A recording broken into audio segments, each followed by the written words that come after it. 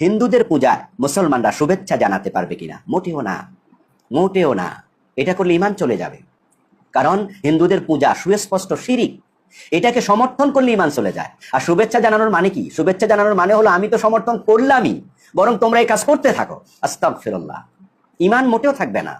তো এই বক্তব্য দ্বারা, আবুল কালাম আজাদ বাশারের বক্তব্য দ্বারা বোঝা গেল যারা দুর্গা পূজায় শুভেচ্ছা দেয় তারা বেঈমান হয়ে যায়। তাহলে চলুন তো দেখি আমিরে জামাত ডক্টর শফিকুর রহমান দুর্গাপূজার শুভেচ্ছা নিয়ে তার কি বক্তব্য আছে। দৈনিক ইত্তেফাক 26শে সেপ্টেম্বর 2025।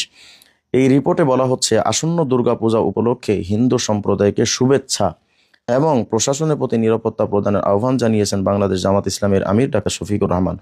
শুক্রবার তথা 26শে সেপ্টেম্বর 2025 গণমাধ্যমে পাঠানো এক বিবৃতিতে তিনি এ শুভেচ্ছার কথা জানান। তার মানে আমিরে জামাত তিনি পূজার শুভেচ্ছা জানিয়েছিলেন। এখন আমার বক্তব্য হলো যে আবুল কালাম আজাদ বাশারের বক্তব্য অনুযায়ী যারা পূজার শুভেচ্ছা দেয় তারা বেঈমান। তাহলে সেই ফতোয়ার আলোকে আমিরে জামাতের ঈমান তো চলে গেছিল সেই পূজার শুভেচ্ছা দেওয়ার সময়।